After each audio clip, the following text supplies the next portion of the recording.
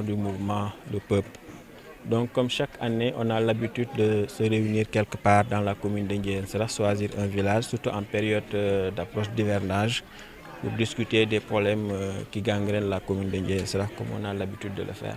Cette année, nous avons choisi le village de Mbewan Bafay avec beaucoup de particularités parce que c'est une zone agricole où l'agriculture marche à merveille. Parce qu'il y a assez de terre, les gens vivent de l'agriculture. Donc nous allons énumérer comme chaque année les problèmes de la commune, notamment en termes de semences. Nous notons des retards dans la distribution de ces semences-là et pour la majeure partie, ce ne sont pas des semences de qualité. Les gens ne peuvent pas l'utiliser dans l'exploitation agricole. Donc nous appelons l'État du Sénégal, le ministre Mabouba, pour qu'il puisse venir en aide de ces populations, pour qu'on puisse recevoir à temps réel les semences, mais avoir des semences de qualité. Et comme je l'ai dit tout à l'heure en Wolof, l'année dernière, ils avaient expérimenté de donner ces semences à l'armée pour la distribution, pour qu'on puisse avoir de l'équité, de l'égalité et que les ayants droit puissent en avoir à temps réel. Donc s'il peut vraiment reproduire cette action de donner ces semences-là à l'armée nationale pour la distribution à temps réel, vraiment nous les appelons vraiment à réitérer cette action-là. Toujours aussi dans les problèmes qui gangrènent aujourd'hui la commune de Ndiéyène Sirakh, nous avons parlé de logement. Il y a pas mal de jeunes aujourd'hui dans la commune qui ont déposé auprès de la mairie des demandes de logement de terrain, mais qui ne parviennent toujours pas à avoir la délibération de ces terrains-là, et ça depuis plus de 4 ans.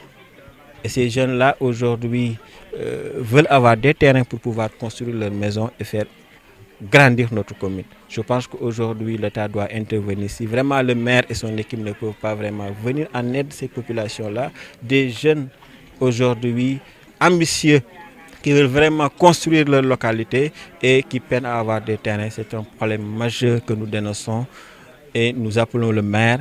Et vraiment, s'il est incompétent de le faire, nous appelons l'État du Sénégal pour qu'il puisse venir en aide de cette commune de Ndiéyène Sirakh qui vit aujourd'hui des difficultés énormes. Sur le plan aussi de l'éducation, nous avons parlé des problèmes de déplacement des élèves. Aujourd'hui, dans la commune de Ndiéyène Sirakh, une commune de 37 villages, vous n'êtes pas sans savoir qu'il y a un seul SEM qui se trouve actuellement au niveau de Ndiéyène Sirakh. Les gens quittent Kaba 14 km ou 17 km pour ceux qui quittent Moulaten pour venir. C'est extrêmement pénible et très difficile pour ces élèves-là qui doivent quitter 4 h du matin, 5 h du matin pour rallier Ndiéyène Sirakh. Je voudrais vraiment, en attendant d'avoir un deuxième SEM dans la zone de Kaba, que le maire puisse s'activer à trouver au moins un car capable de ramasser les élèves dans des coins reculés de la commune pour leur faciliter le déplacement, leur faciliter le transport. Ça aussi, on en a parlé. L'autre problème aussi, c'est l'état de la route Khombole-Ndiaganiao. Je pense que c'est des doléances depuis 5 ans ou depuis 10 ans même, on discute de ça. Et que le ministre Amadou Ba, à l'approche des élections présidentielles de 2024, avait même fait des poses premières pierres au niveau de la commune de Ndiéyène Sirakh. On pensait que le problème est réglé, mais jusqu'à présent, on ne connaît pas où se trouvent exactement les blocages et que vraiment la commune peine à voir le début de ces travaux-là. Donc nous interpellons le ministre du Transport, M. Diémé, pour qu'il puisse nous dire exactement c'est quoi les blocages et qu'on puisse nous aider parce que c'est une route très pratique qui relie en tout cas plusieurs routes nationales et aujourd'hui qui intéresse le Sénégal, c'est une demande nationale. Donc nous interpellons le ministre pour qu'il puisse quand même nous venir en aide par rapport à cette situation-là. Côté santé aussi, on en a discuté. Aujourd'hui, on a 5 postes de santé, mais il n'y a pas de matériel dedans. Il n'y a pas de matériel, il n'y a pas de médicaments. Les gens peinent à se soigner parce qu'il y a vraiment des problèmes dans tous ces postes de santé-là. Vraiment, nous interpellons l'État du Sénégal pour qu'il puisse nous venir en aide. Et dans ces postes de santé, comme on dit, à part l'ICP qui est payé par l'État du Sénégal, c'est quand même sur les recettes que nous gagnons de ces postes de santé-là qui nous permettent aujourd'hui de payer les autres personnels de santé dans ces postes de santé. Et que vraiment, aujourd'hui, il n'y a pas de recettes, il n'y a absolument rien dans ces postes de santé-là. Et il y a plusieurs ICP aujourd'hui qui appellent à l'aide, qui font des réunions parce qu'ils commencent vraiment à avoir des difficultés dans ces postes de santé-là. Et nous interpellons l'État du Sénégal pour qu'il puisse nous venir en aide par rapport à ça. Ndiéyène Sirakh aussi vu aujourd'hui des problèmes d'eau potable. Dans le village où nous sommes aujourd'hui, à Mbewan Bafay, depuis la Tabaski, il n'y a pas d'eau. Les gens sont obligés d'aller s'alimenter au niveau des puits dans les alentours. On ne sait pas exactement quel est le problème.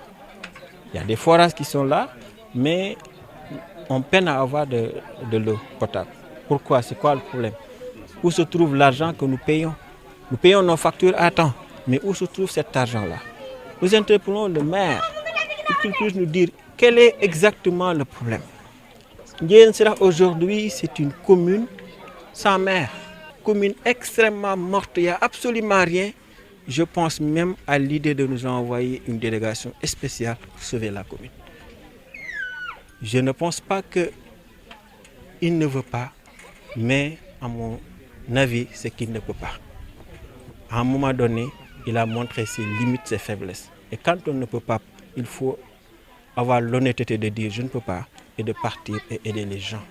Les gens souffrent, les gens sont fatigués. Je pense que si on doit rester là encore 2 ans d'ici 2027 pour faire un changement, ça va être très compliqué.